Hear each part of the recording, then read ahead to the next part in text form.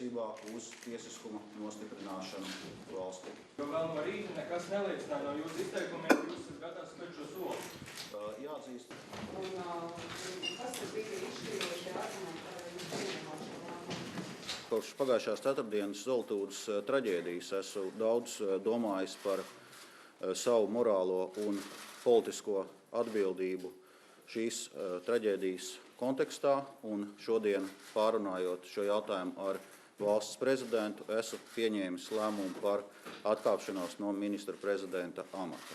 Atbildība tā pirmām kārt nozīmē rīcību, un tāpēc valdības pirmie uzdevumi pēc šīs traģēdijas bija veikt visus nekavējošos pasākumus, lai varētu likvidēt šīs traģēdijas sekas.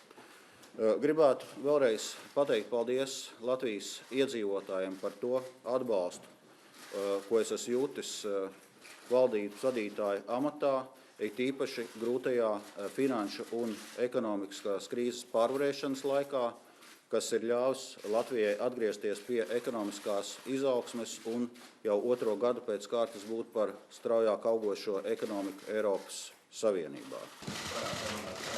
Es jau uzsvēru šo gala lēmumu, es tieši pieņēmu tikšanās laikā ar valsts